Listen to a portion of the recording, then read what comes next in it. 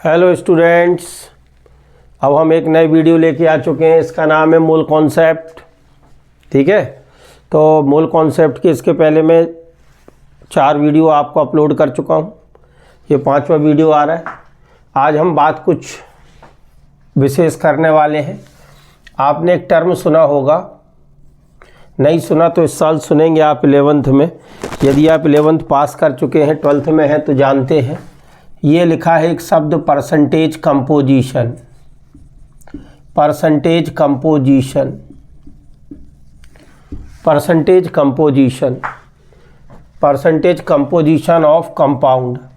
कोई भी कंपाउंड आपको दे दिया जाए और पूछा जाए कि इसका परसेंटेज कंपोजिशन बताइए, तो पहली बात समझ लो, परसेंटेज जहाँ पर भी आता है इसका मतलब एक चीज़ फिक्स हो गई कि 100 है। कोई भी चीज़ हमको 100 पार्ट में बतानी है। किस में बतानी है? 100। मतलब आपको यदि 100 ग्राम सैंपल दे दिया जाए, अब यहाँ पर मैं देखिए मास इस्तेमाल कर रहा हूँ, यूनिट क्या रख दी? ग्राम। तो हम इसको बोल सकते हैं मास परसेंटेज। क्या बोल सकते हैं? Mass percentage.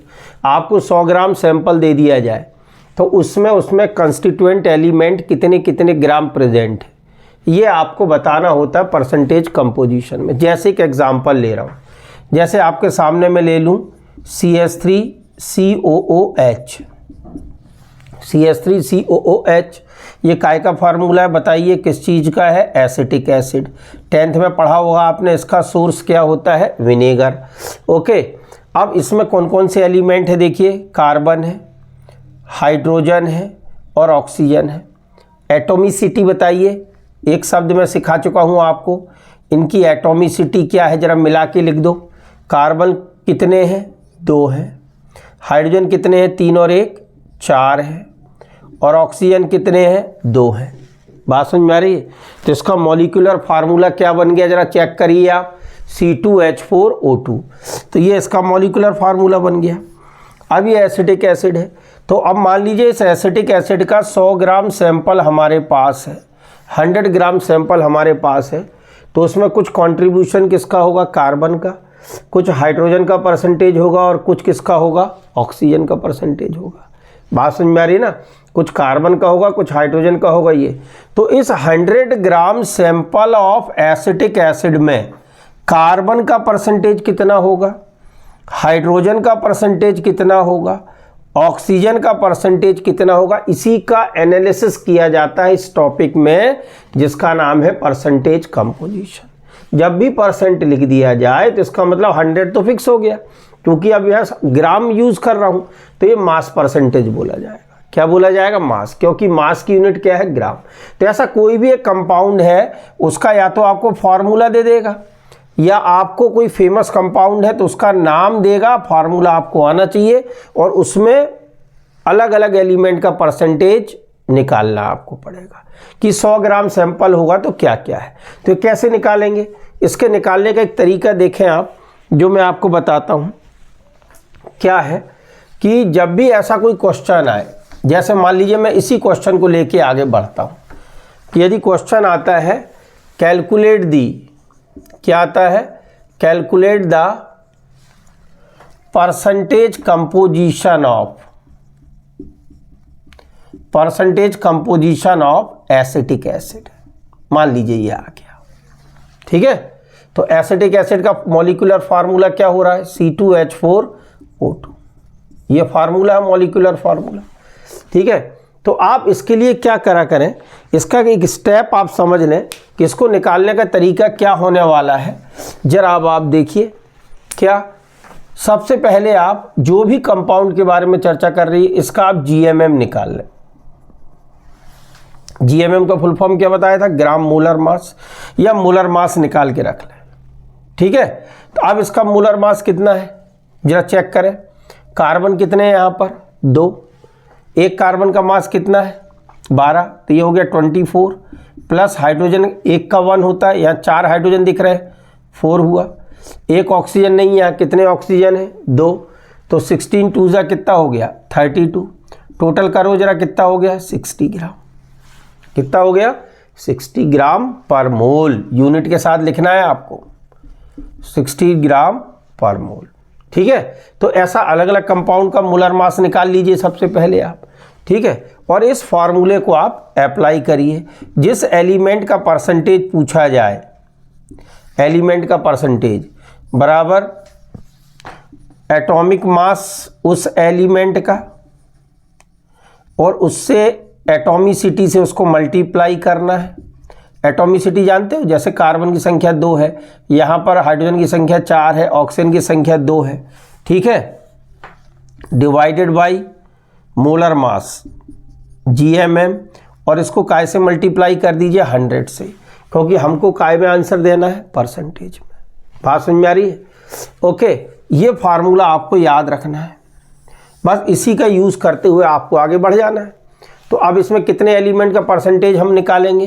कार्बन का कितना परसेंटेज होगा, हाइड्रोजन का कितना परसेंटेज होगा, ऑक्सीजन का कितना परसेंटेज। क्या करना है, जिस एलिमेंट का परसेंटेज कंपोजिशन निकालना है, परसेंटेज निकालना है, सॉरी, मतलब कंपोजिशन तो पूरे कंपाउंड का हो गया, तो उस एक एलिमेंट का जो भी एटॉमिक मास है वो रख दीजिए, एटॉमिसिटी से मल्टीप्लाई कर दीजिए, इसको मल्टीप्लाई कर दीजिएगा, और GMM नीचे हमेशा रहेगा और 100 से। जैसे हम देखो निकाल के दिखाते हैं।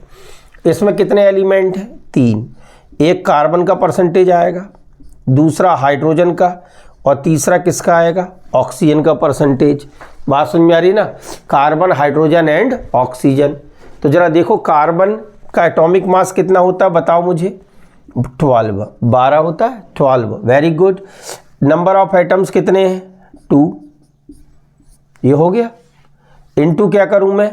100 डिवाइडेड बाई GMM कितना आया? बोलो 60। आ गया। अब इसको सॉल्व कर दीजिएगा। कैसे सॉल्व कर दें अपन? इसको 12 दूनी कितना हुआ? 24, 12 2 जा 24, इंटू कितना हुआ? 100 डिवाइडेड बाई कितना? 60। डिवाइड कर लो इसको, ये कैंसिल हो रहा है, 20 से कैंसिल कर दो, 20 3 60, 20 5 100, 23 जा 60, 25 जा 100। ओके, ये भी कैंसिल हो रहा है, 3 1 जा 3 8 जा 8 3 24 होता है, 8 5 जा कितना हो गया? 40%। कितने परसेंट आ गया? 40%। बात समझ में आ रही? हाइड्रोजन का परसेंटेज निकालिए। एक हाइड्रोजन का एटॉमिक मास कितना होता है? 1 इंटू एटम की संख्या कितनी है? 4 इंटू क्या करूँगा? 100 डिवाइडेड बाई क्या रखूँ? 60। सॉल्व करो बच्चों, तो ये कितना हो गया?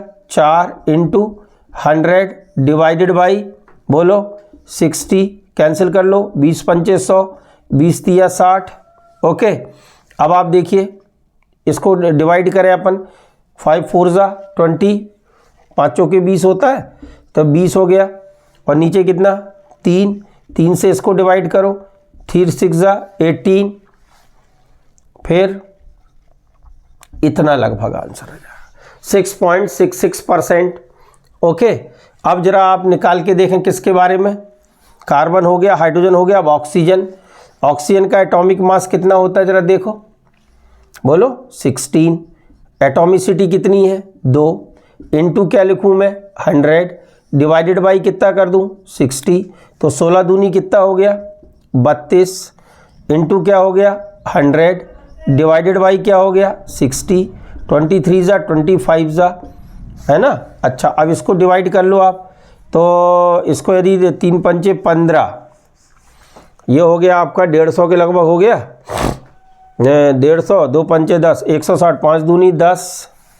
ओके, 160 हो गया, डिवाइड किससे कर दे? 3। अब इसको डिवाइड करें आप जरा, तो ये कितना हो गया? 3 5 जा 3 3 जा,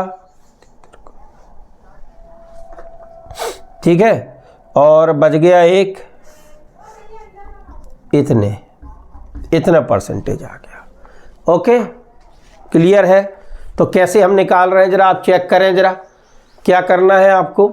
आपको 100 ग्राम सैंपल दे दिया जाएगा, और आपको प्रत्येक एलिमेंट का मास परसेंटेज निकालना है। कि आपके पास 100 ग्राम सैंपल है, तो उसमें अलग अलग एलिमेंट का परसेंटेज कितना कितना है, ये आपको फाइंड करना है। ओके, तो आपको करना क्या है कि इसको दिमाग में बैठा लें, जब भी परसेंटेज आएगा मतलब परसेंटेज निकालना है तो 100 से मल्टीप्लाई।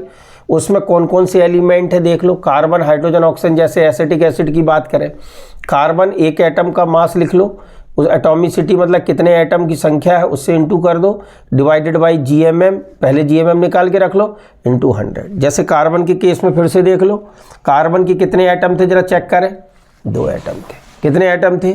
2। एक का मास कितना था? 12, इंटू 100/60, सॉल्व किया इतना आ गया। हाइड्रोजन के कितने एटम थे? 4, एक का मास 1, मल्टीप्लाई किया, सॉल्व किया, आंसर आ गया। ऑक्सीजन कितना था जरा चेक करो, 2 एटमोसिटी थी, एक का मास 16, इंटू 100/60, सॉल्व।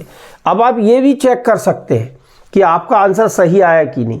यदि इन तीनों को ऐड कर दूं, जो भी परसेंटेज आया हुआ है कंस्टिट्यूएंट एलिमेंट का, यदि इनको मैं ऐड कर दूं, मतलब कार्बन का, हाइड्रोजन का, ऑक्सीजन का, यदि मैं इन तीनों को ऐड कर दूं, कार्बन, हाइड्रोजन, ऑक्सीजन, तो यदि आपका कैलकुलेशन सही है तो आपका जो टोटल है ये 100 के आसपास आना चाहिए। कितने ग्राम आना चाहिए?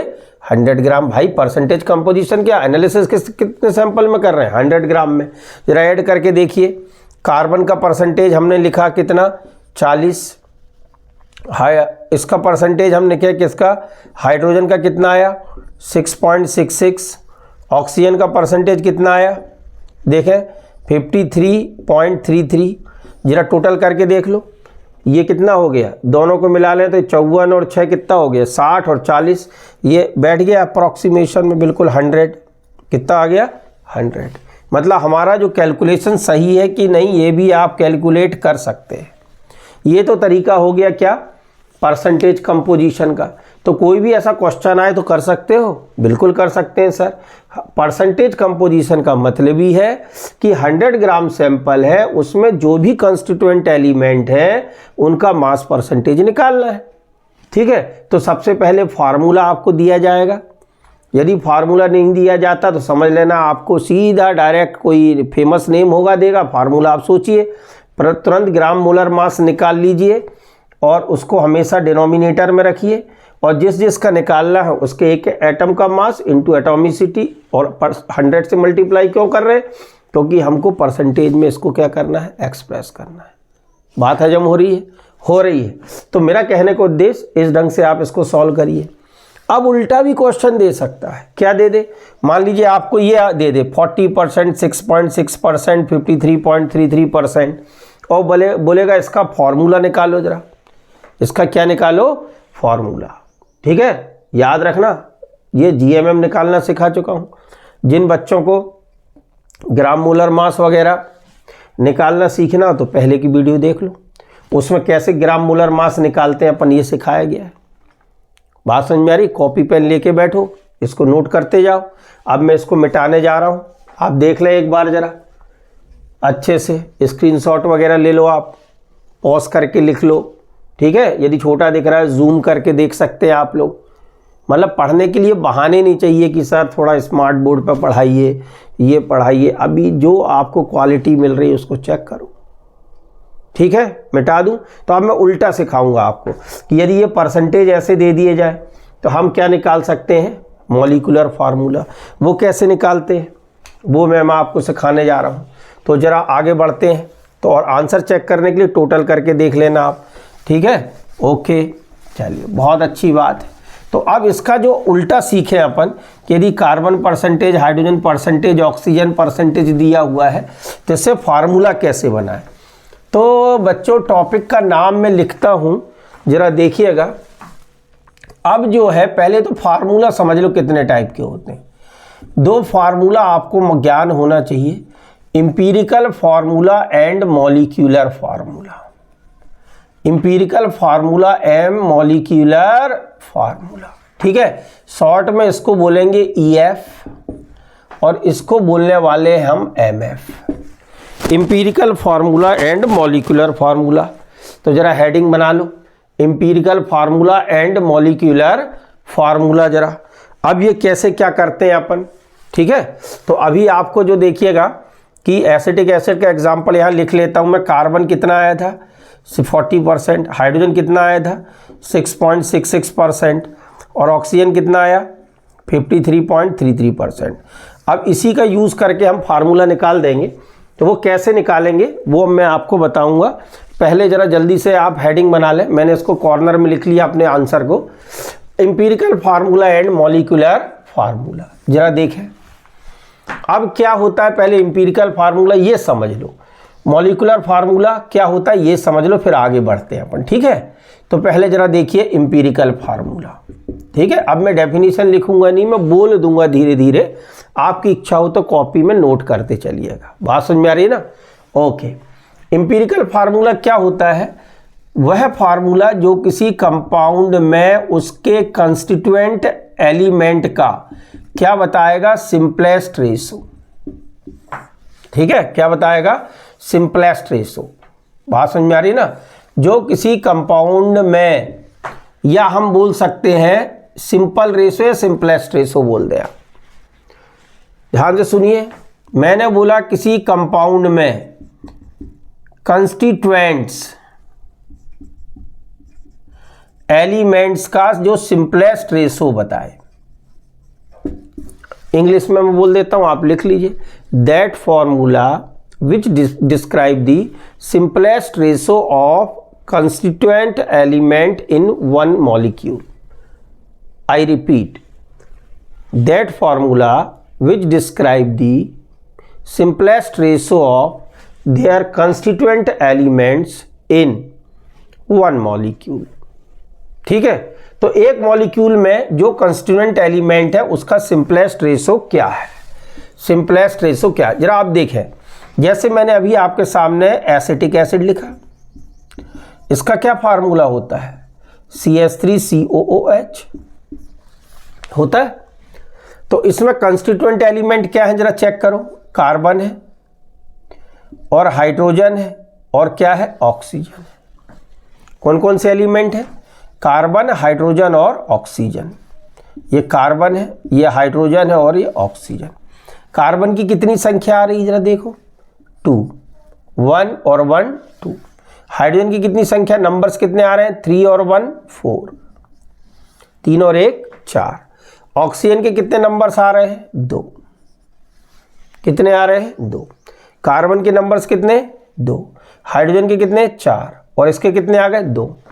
अब आप देखा करें कि इसका यदि हम सिंपलेस्ट रेशो निकालें तो क्या आएगा। इसके लिए एक तरीका समझ लीजिए आप, आपको जो भी नंबर्स आ रहे हैं, जो भी एटॉमिसिटी आपने लिखी हुई है, आप ये देखिए क्या ये तीनों नंबर किसी कॉमन नंबर से कैंसिल हो सकते हैं क्या, किसी कॉमन नंबर से। तो यहाँ कैंसिल हो सकते हैं, इसको 2 से डिवाइड कर दो, ये भी 2 से डिवाइड हो रहा है। होल नंबर में जाना चाहिए, फ्रैक्शन में नहीं, फुली डिवाइडेड, नो रिमाइंडर, ठीक है।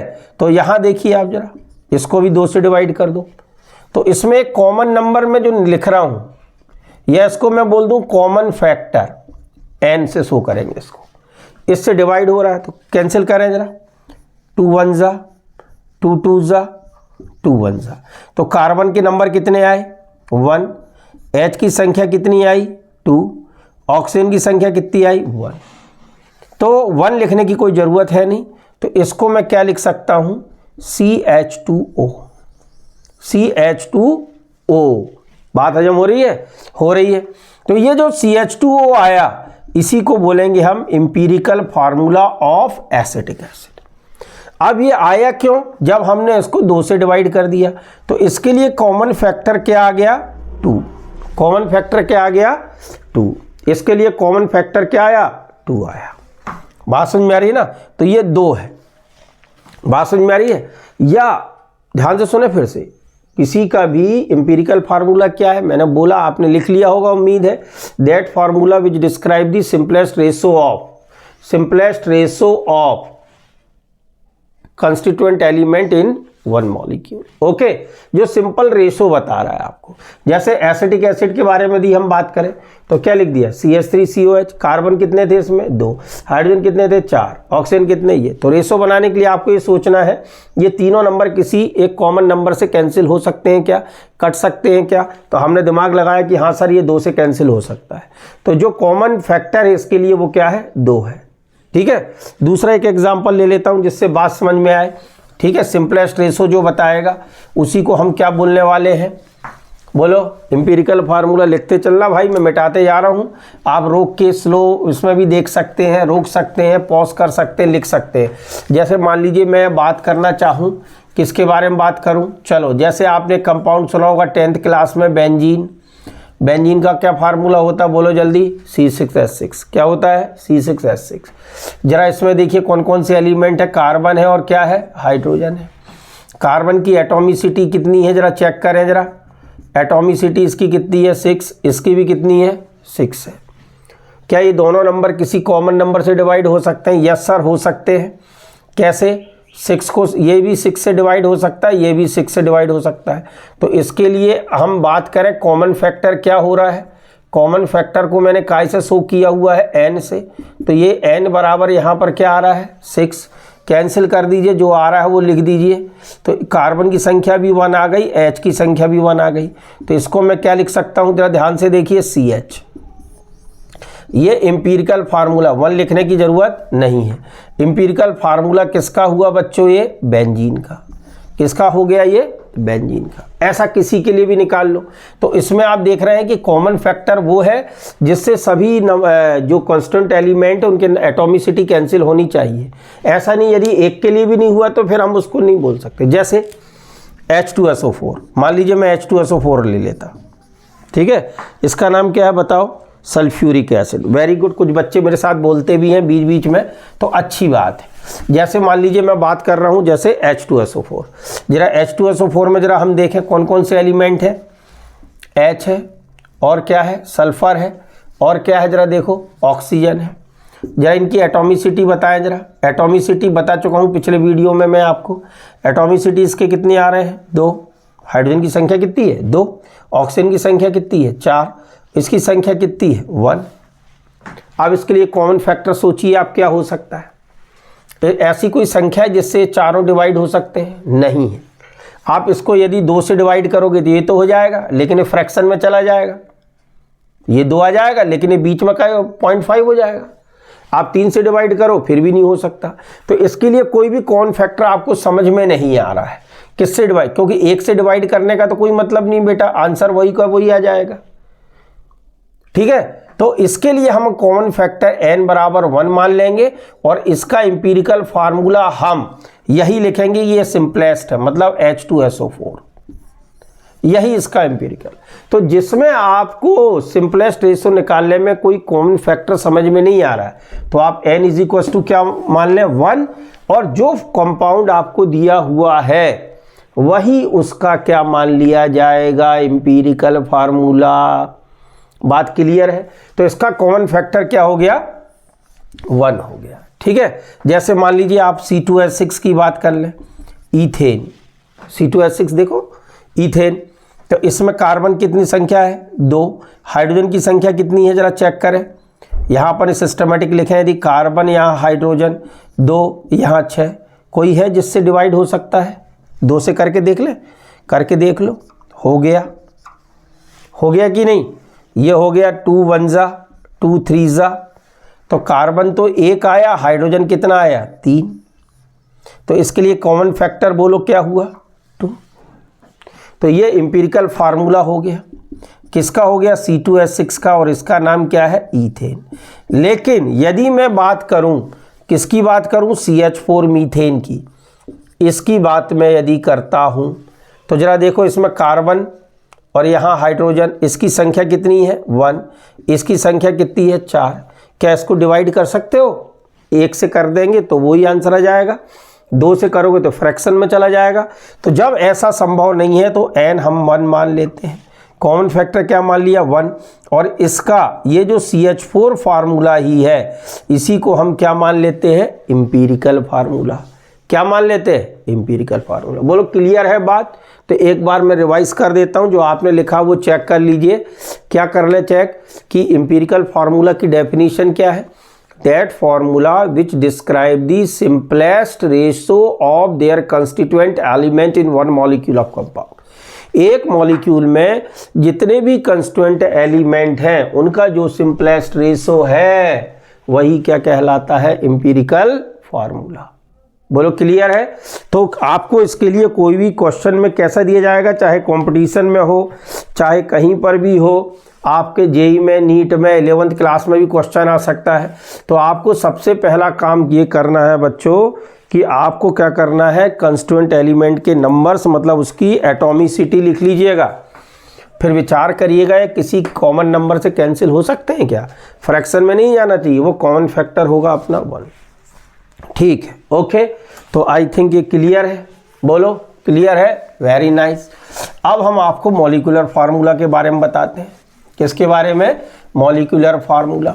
ठीक है, ये मॉलिक्यूलर फार्मूला क्या होता है, शॉर्ट में इसको एमएफ बोल देंगे। मॉलिक्यूलर फार्मूला क्या होता है ये समझ लीजिए आप जरा। मॉलिक्यूलर फार्मूला के बारे में यदि हम बात करते हैं, ठीक है, कमेंट करके ज़रूर बताइएगा मज़ा आ रहा है कि नहीं आ रहा, क्लियर कट व्यू है कि नहीं है। यदि कमेंट करोगे और ऐसे वीडियो आप चाहोगे तो ही मैं बनाऊंगा।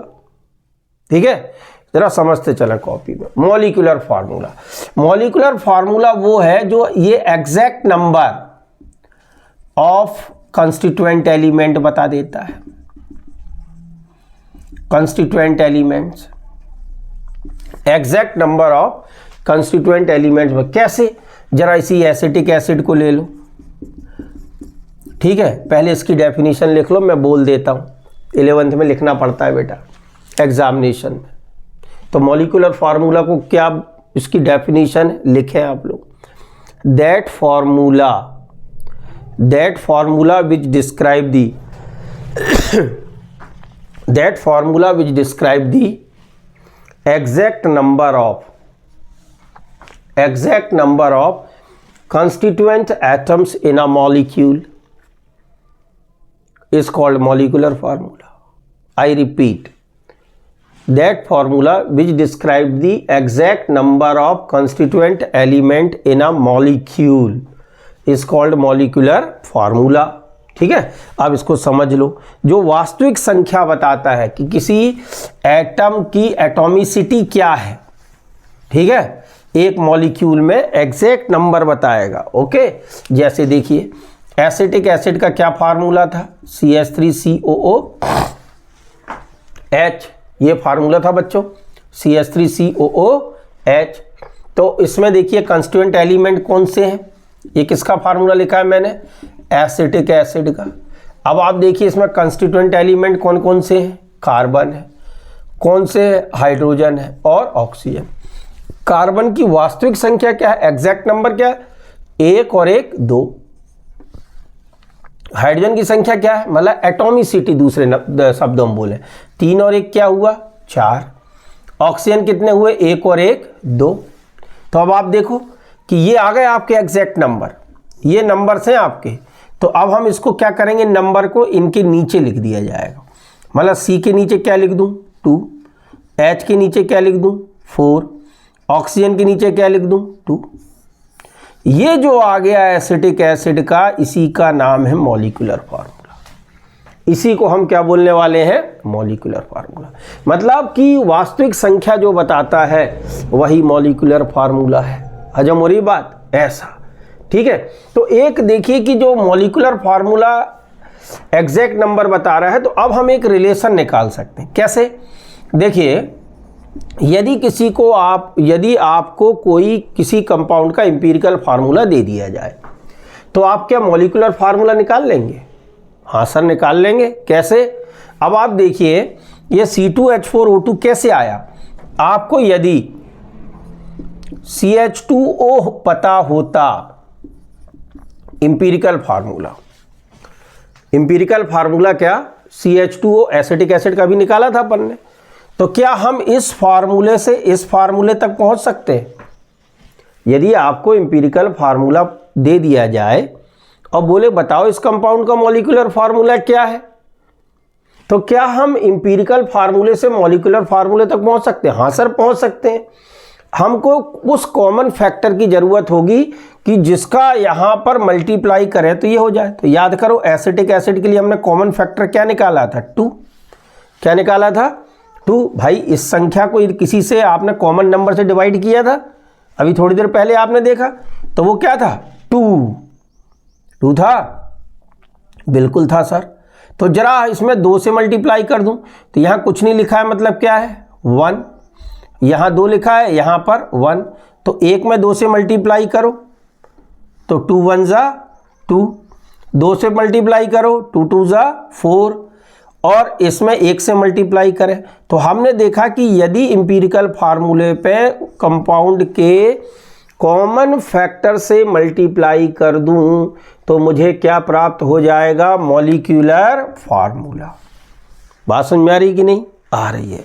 तो या तो आपको कॉमन फैक्टर दे दिया जाए या कॉमन फैक्टर हम निकाल भी सकते हैं। एक और एग्जांपल से समझा देता हूं, उसके बाद देखिए।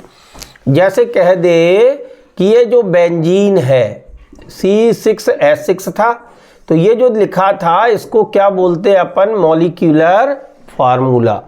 ओके, मॉलिक्यूलर फार्मूला, इसको क्या बोलते हैं अपन, मॉलिक्यूलर फार्मूला।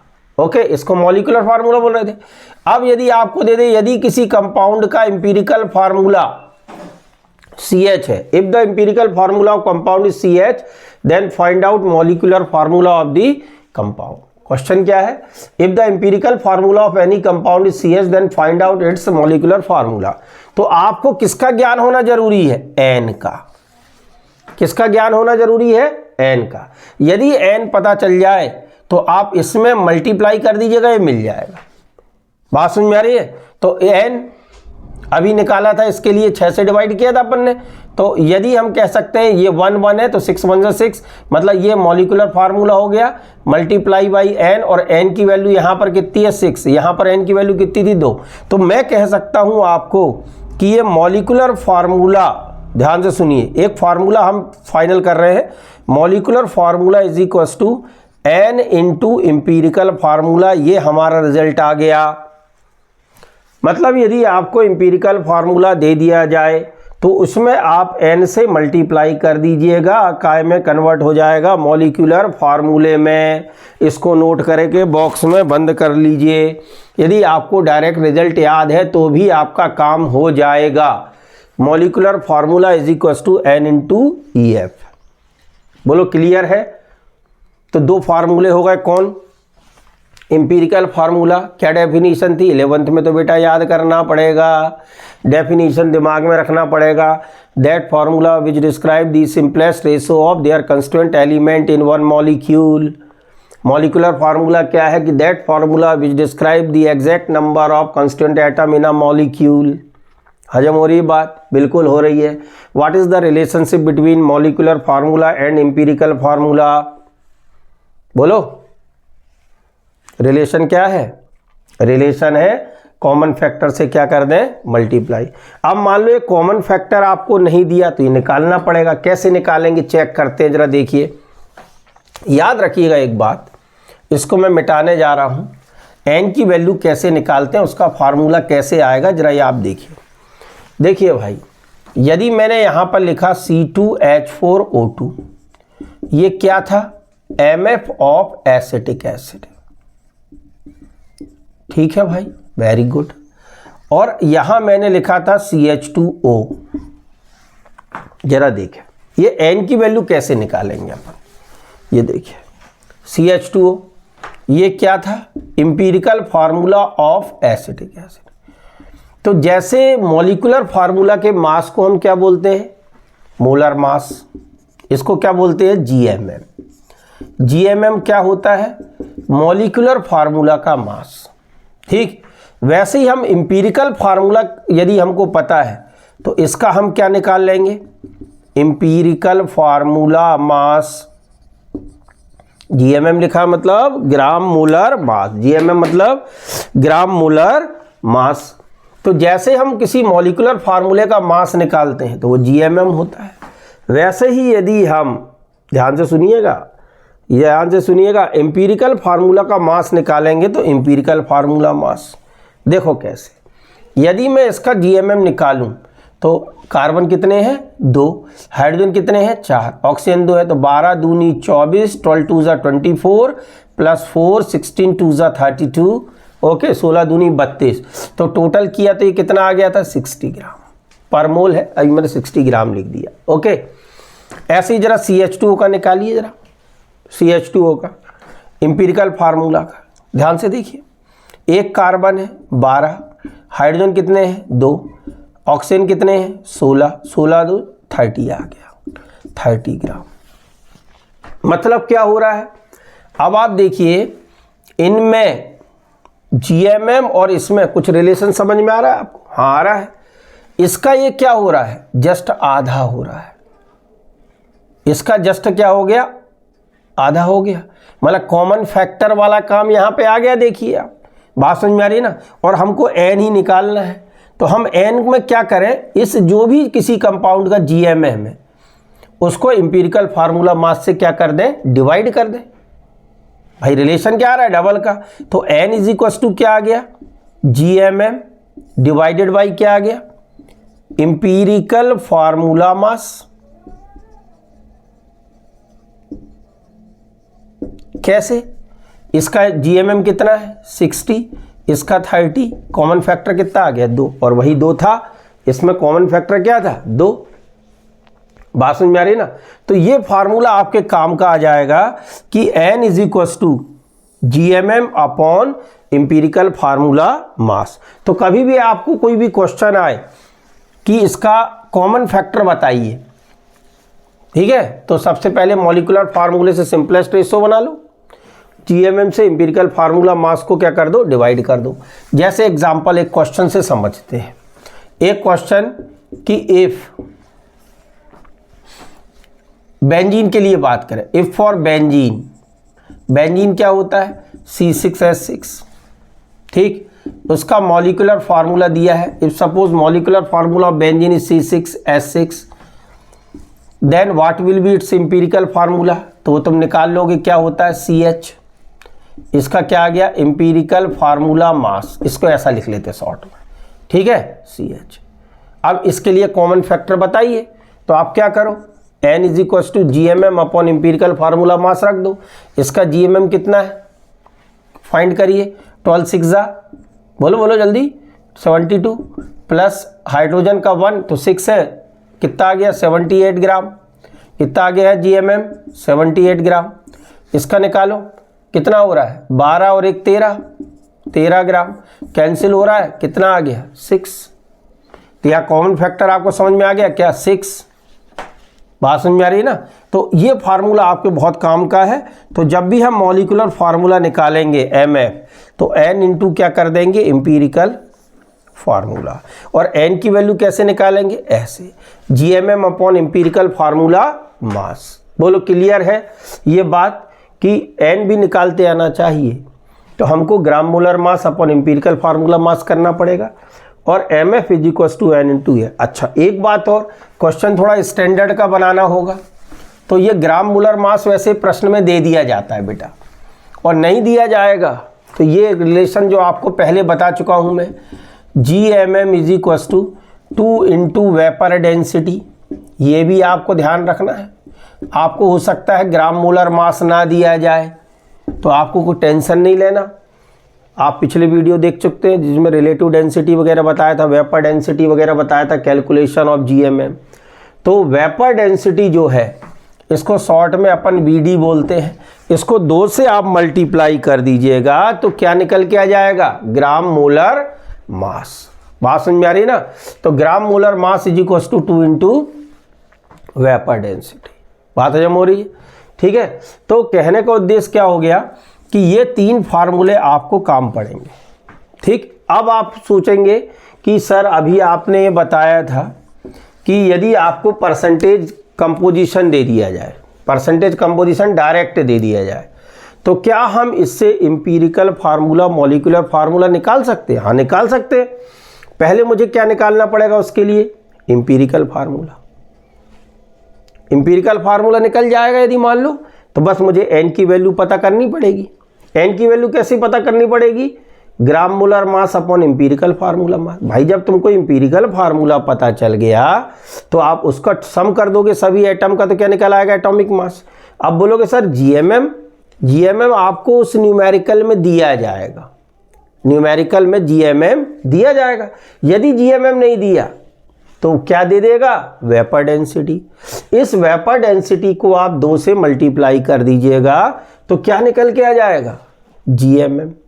क्या निकल के आ जाएगा? GMM। बात समझ में आ रही कि नहीं आ रही है? Very good.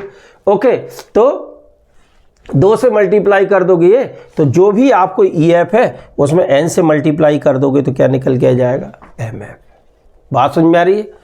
तो ये वीडियो थोड़ी लंबी हो जाएगी, इसलिए मैं इसको यहीं छोड़ रहा हूँ, है ना। अगली क्लास में मैं आपको कुछ क्वेश्चन से समझाऊंगा कि एम्पिरिकल फार्मूला और मॉलिक्यूलर फार्मूला कैसे निकालते हैं। तो एक बार रिपीट कर लो आप जरा मेरे साथ साथ कि हमने क्या सीखा आज। Calculation of percentage composition. Percentage जहाँ लगा है मतलब बात कितने में हो रही है? 100 में। तो परसेंटेज कंपोजिशन किसी कंपाउंड का क्या बताता है कि ना given sample of compound weighing 100 ग्राम, 100 ग्राम में ईच एलिमेंट का कितना कितना मास परसेंटेज है। ठीक है, जो कॉन्स्टिट्यूएंट एलिमेंट है इसके लिए निकालने का फार्मूला क्या है? हमको क्या करना है? जिस एलिमेंट का परसेंटेज चाहिए उसका atomic mass into atomicity into 100 upon GMM। 100 क्यों कर रहे हैं? क्योंकि चीजें किस में बतानी है? परसेंटेज में। उसके बाद आपको रिजल्ट क्या याद रखना है? Molecular formula is equal to N into empirical formula. N का मतलब क्या है? Common factor. N कैसे निकलता है? ग्राम molar mass upon empirical formula mass. अब GMM कहाँ से पता चलेगा? ये डायरेक्ट दिया जाएगा। यदि नहीं दिया जा रहा तो वेपर डेंसिटी दी जा रही है। वेपर डेंसिटी को 2 से क्या कर देना? मल्टीप्लाई। जो भी GMM आए उठाकर यहाँ रख देना। जो एम्पिरिकल फार्मूला का मास होगा यहाँ रखेंगे। तो बात रही कि एम्पिरिकल और मॉलिक्यूलर फार्मूला कैसे निकालते हैं, मतलब कोई न्यूमेरिकल की आपको इस रूप में दे दे तो वो मैं नेक्स्ट वीडियो में सिखा रहा हूँ। तो यदि आपको समझ में आ रहा है तो कमेंट करके ज़रूर बताइए कि सर बहुत मज़ा आ रहा है, हर चीज़ क्लियर कट है। तो क्लियर कट व्यू ही हो केमिस्ट्री के प्रति यही मेरा उद्देश्य है।